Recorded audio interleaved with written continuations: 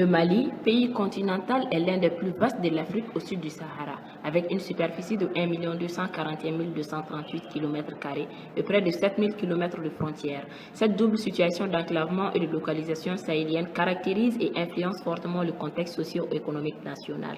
La population globale actuelle du pays d'environ 14 millions d'habitants a évolué ces dernières années suivant un taux d'accroissement annuel entre 2,1 et 2,6%. Sa répartition spatiale est inégale. La densité varie entre 20 habitants par kilomètre carré dans la région sud et 5 habitants par kilomètre carré au nord. La population reste essentiellement rurale, même si les villes concentrent aujourd'hui près de 30% de la population totale contre une moyenne sous-régionale de 45%. Il est attendu que la population urbaine du Mali atteigne près de 45% de la population totale à l'horizon 2022. Bamako, à l'heure actuelle, compte 3 millions d'habitants sur 21% de la population totale.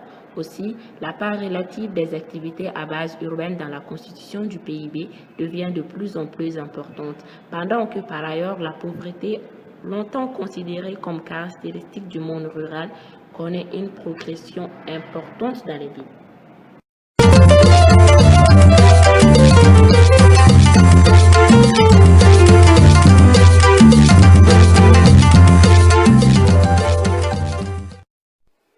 En termes de logement, la réduction des coûts de construction passe nécessairement par la mise au point et la vulgarisation à large échelle de technologies alternatives pour la valorisation et la mise en œuvre des matériaux locaux de construction aux conditions optimales de qualité et de coût. La nécessité d'aboutir à la production en masse de matériaux locaux de construction est désormais un impératif pour faire face aux besoins en logement et en équipements divers.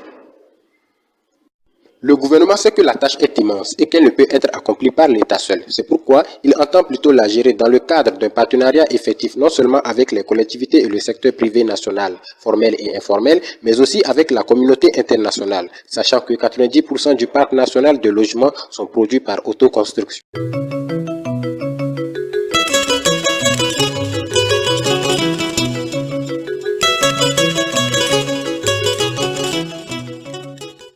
Pour faire face à la situation, il est nécessaire d'engager des actions volontaristes de volontarisation et d'exploitation en masse du potentiel de matériaux locaux disponibles dans le pays.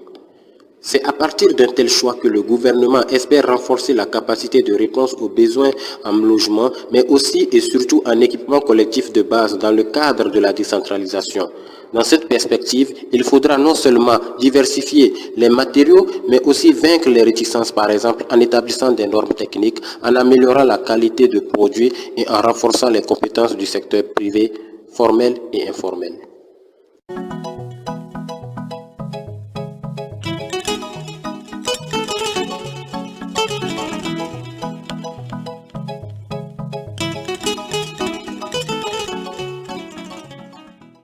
Actuellement, les actions de construction en matériaux locaux améliorés demeurent timides, mais les attentes restent fortes, tant au niveau des populations que de l'État, pour des technologies aboutissant à des coûts de construction plus faibles.